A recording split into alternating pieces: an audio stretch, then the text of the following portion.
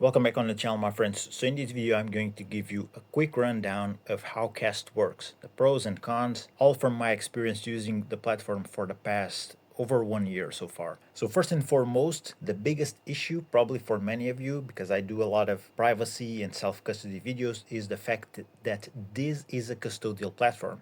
You do not hold the keys for your funds. Regardless, you can work around it if you deposit as you need. But essentially, this works as any centralized exchange or bank, even traditional banks, where you don't really hold the keys. You trust that they do take good care of your funds. The same thing works here with KAST. They are a reputable company. There are a lot of ties in between KAST and Circle, actually. So take a look at this. KAST's current CEO is someone that at some point he was the vice president for Circle Asia. So you can see already that the connections between KAST and Circle are very deep.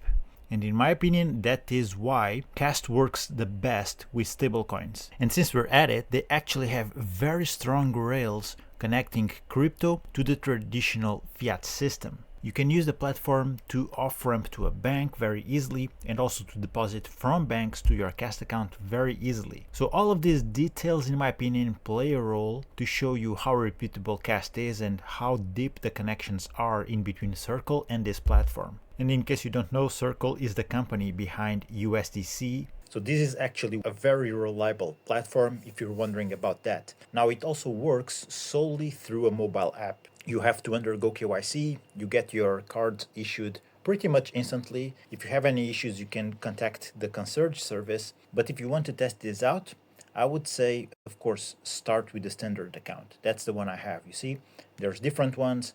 The difference in between each, it's mostly the cashback and the points that you get. Currently, the cashback, the basic is 1.5% with the standard, and then 2% on premium, 3% on private. Each of these membership levels also have different other features. With premium and private, you also get a physical card for free because the price of the card is already integrated in the yearly cost of these memberships. So, like I said, if you want to test this out, go with standard. Now, another of the features is these vaults.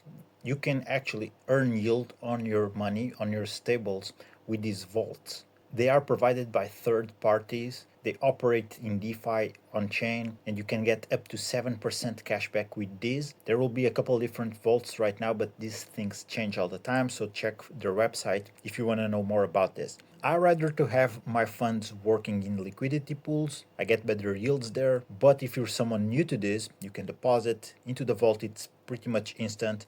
Your money starts to accumulate. You get an APY, so whatever you yield, it compounds into your position. You don't receive it in your wallet. You will only receive it once you withdraw from the vault, which you can do at any time. No lockup period. That's one of the distinctive features of the platform actually. Another platform I use very often is EtherFi. They also have their own vaults, but compared with KAST, the lockup periods there are not instant. So if I want to withdraw from vaults there, it's going to take me 2-3 days, maybe more. Here it's instant, so that is definitely a standout feature.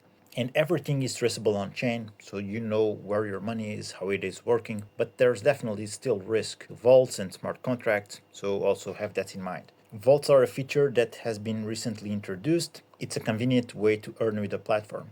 By default, like I said, you earn 1.5% cashback, but they have this match day promo, which is a World Cup promotion ongoing. Every day, they will send you a notification of a pick you can make for a game. And then you can choose the outcome, which team you think it's going to win, or if it's going to end up as a draw. You see, this is my history. It's not working all that good for me. I only got Argentina right so far in 6 attempts. So what happens here, if you predict the outcome right, you will get 2% cashback bonus for the next 24 hours.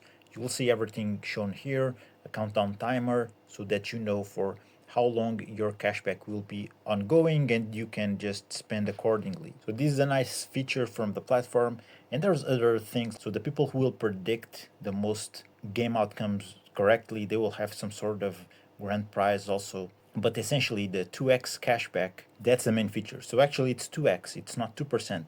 So whatever plan you are on, you will double your cashback if you get the pick right. Sometimes they have other promos, other deals, but right now the cashback is paid in USDC. You don't have to claim, they send it to your balance. Whenever you spend, it's automatically credited there. Then you can also earn by referring other users, cumulative rewards that you can get. I'm not sure when you will get them. I know that sometimes I get deposited into my account if people follow my link and they start spending.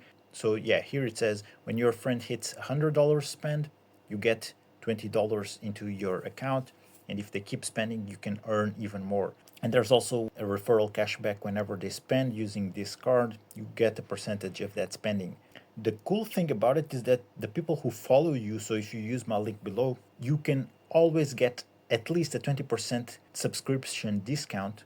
And there's going to be probably other bonuses depending. So it's always better to use a referral link because that will qualify you for bonuses. Otherwise, you'll miss out at the very least at these 20% on paid subscriptions. So if I go here, more rewards, it shows me the current cashback that I earned so far. And if I go down, so yeah, it shows the move rewards, the move token, and the KAST points I accumulated so far. This is for an airdrop that will happen further this year. And also the higher your membership, the higher points you will get by using the card. So that's another thing to take into consideration. Now to load this, you can use many options. You can just get funds from other users or send to them, zero fees if you go that way.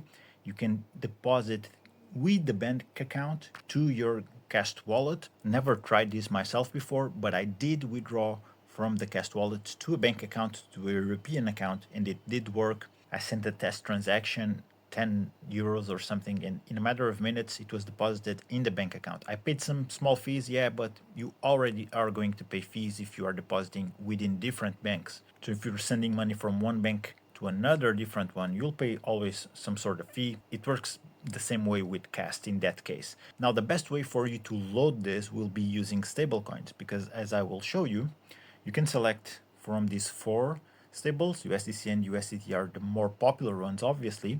And then there are these current available networks. This can change over time. I know that at some point in time they also allowed deposits from the BNB chain. It's not showing here anymore, but there are still plenty of options. Solana, Ethereum, Polygon, Layer 2s, also ARB, OP, AVAX, Sonic. So yeah, if you have your stables in any of these blockchains, send them to KAST to off-ramp and you will pay zero fees. The deposit is instant. So this is the best way to off-ramp with KAST.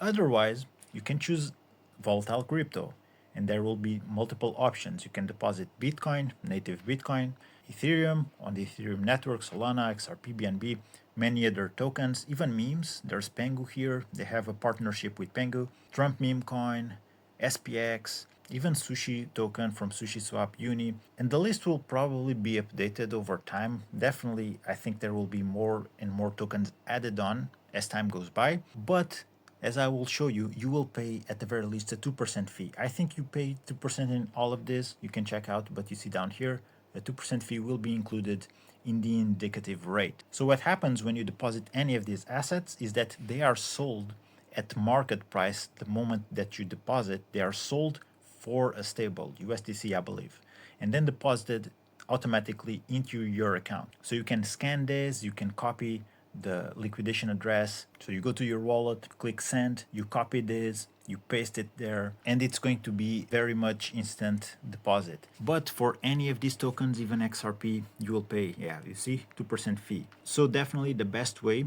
to load this up is use stables. Even if you have volatile crypto, it's best for you to go into an exchange or a decentralized exchange, swap it there for stables, and then send stables straight up to KAST. Using the platform here to deposit volatile crypto directly, it's more convenient, but you will pay that 2% fee. You see, even on Arbitrum, it's actually higher than that, 3%.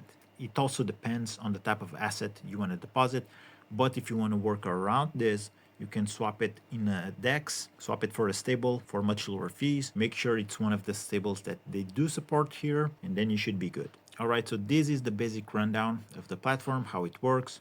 If you want to withdraw it, there's the pay function. The app is very usable, it's smooth, it's fast. The payments work smoothly. You'll get notified of whatever happens, deposits, withdrawals, if someone sends you money, new promos. You'll get notified by the application whenever such things happen. Also, you will have to update it very often. Whenever they launch a new version, you'll have to update it in order to keep using the app. But this is the essential rundown of how KAST works. To sum it up, it's a good option. Make sure you use it to off-ramp stables and that you have no issue with using a custodial entity to off-ramp. No limits, be it with the virtual card or the physical card, even when withdrawing from ATMs. Actually, let me show you. You do have a lot of control over your limits. So if you come here to your profile dashboard, under the limits tab, you have full control. You can set on-chain transfer limits, set it for daily or even per transaction. Bank transfer limits, same thing applies, daily limit and transaction limit. Limits for card transactions as well, and that will apply for each specific card that you did issue. And lastly, limits also applied for KAST user transfers.